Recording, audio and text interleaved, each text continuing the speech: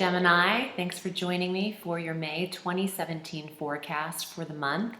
And happy solar return. What is happening? I'm excited. This is a spectacular month and we're going to start. Well, thank you for subscribing and for your donations and your support on my Facebook page and following me on IG. I appreciate that. We're going to start with your ruling planet. Retrograde the first 2.5 days of May, but we can get over that.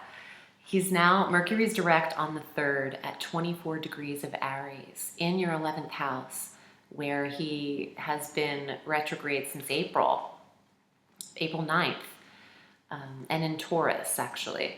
So this 11th house is getting replenishment from the 3rd of May through the 15th, about 12 days here. Contacts with clients, friends, with the clubs and the groups that you're social with or affiliated with. Friends from the past can now be returned their call or move forward with communicating smoothly to people and understanding people and to having more smooth running technologies in your life. All of that applies when Mercury is direct. So we like this as Geminis because we are very social, and when that planet slows down, especially in a social sector, we almost don't feel like ourselves. It feels like a little awkward for Gemini. But no mas. On the 3rd, we're going to be okay. On the 10th of May, we have our full moon at 20 degrees of Scorpio. And this is a closure and an ending to a routine or health practice. Maybe a diet is complete at that time. Not that you should just diet for small periods of time. It's more of a lifestyle change, but the full moon in the 6th could see an end to a certain class you're taking regarding the health. Also, for those of you with old ailing pets, I don't like this planetary interpretation, but I do mention it when I see a full moon in the 6th house. Pets who are old could transition at this time. Not pets who are young and vibrant. They wouldn't suddenly pass on, but ones that are ready and you're waiting for the time. 2.5 days prior to May 10th and 2.5 days after is a date of release. So tend to them carefully around that time. Full moon bringing an illumination in the sector that it touches, that it illuminates. And there is an awareness in your day-to-day job and routine at work. There's also an awareness of your health and your diet and how you are maintaining it within the structure of the hours of your day. So Gemini, you're going to get a full honing in on the 6th house. On the 15th, Mercury direct enters Taurus again, where he can replenish some of that energy. And this is the 12th house. This is a psychic placement. Circle this date for dreams. Not just that date, actually, but your intuitive energy itself will pick up from May 15th through the rest of the month, when Mercury, the planet of communications, is in the sector of the subconscious mind, the dream life. You are given information. You are a channel and a conduit as it is. Some people choose to enhance the empath in them. Some people can't help it. But Gemini, your ruling planet in the 12th, makes you a receiver. And this is through the 6th of June, actually. Mercury is in this sign of Taurus, the sign just before you. So it's very quiet sector, calm, spiritual, house of release, the house of information, psychically. I think that dream life will be highly intuitive, if it's not already.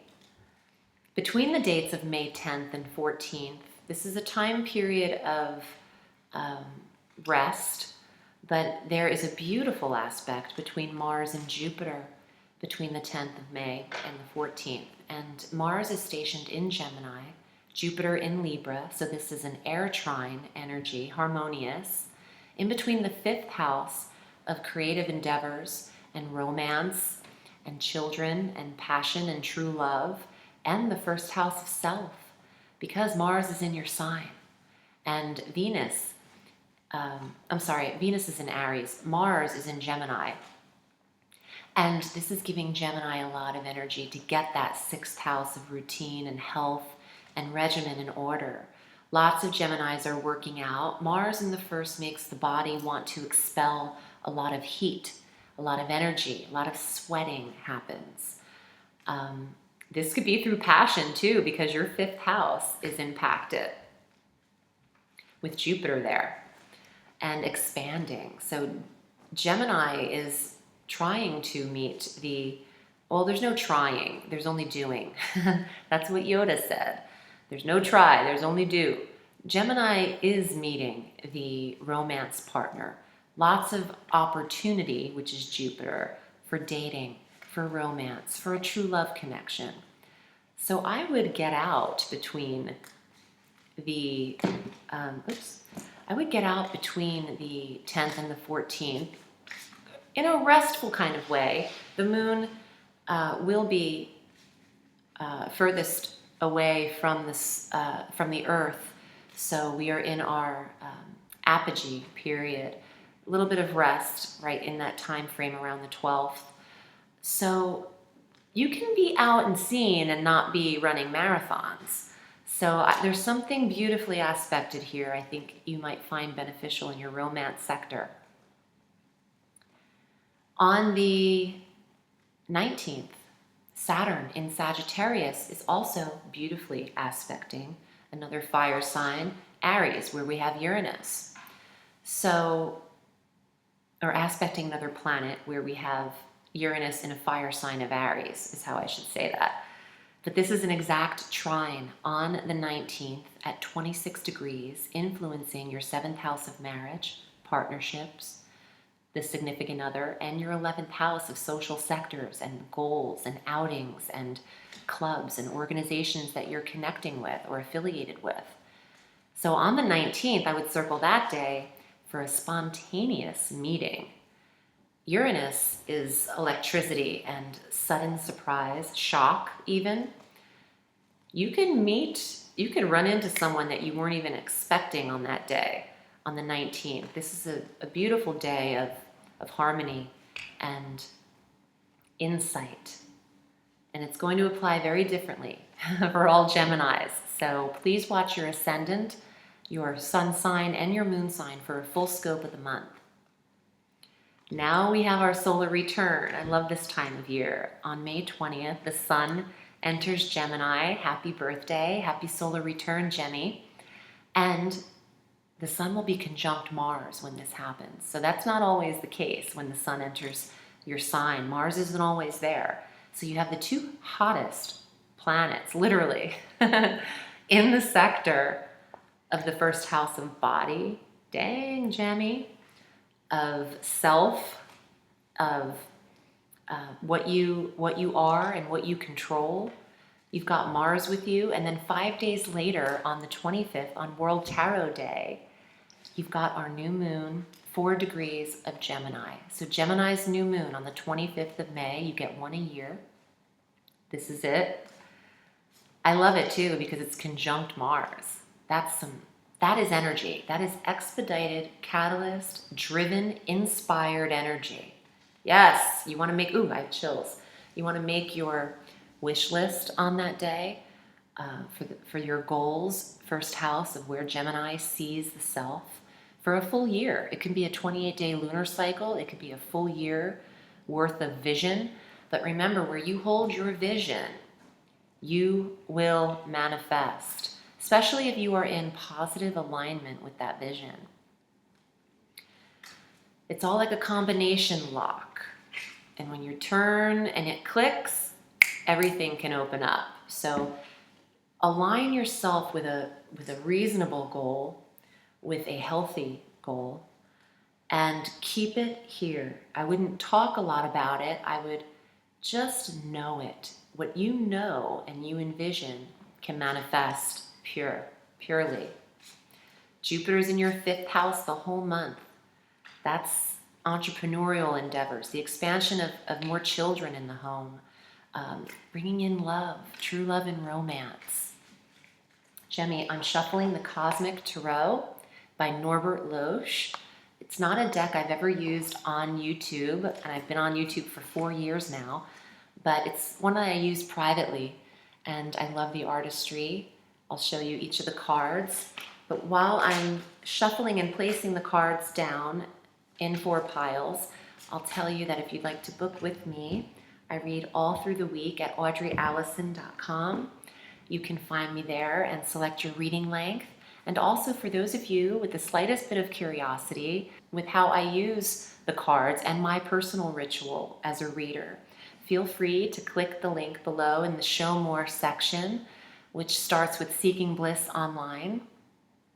This is my direct link to the details and registration information for my online tarot course, which is a 7-lesson course, go at your own pace, online, interactive, and every 3 days you're given a lesson, so in 3 weeks' time it's complete, and it's just fun. I have a bunch of students in there already. We're having a great time, and if you're interested, for just the cost of a 30-minute tarot reading, you can have this experience for 3 weeks.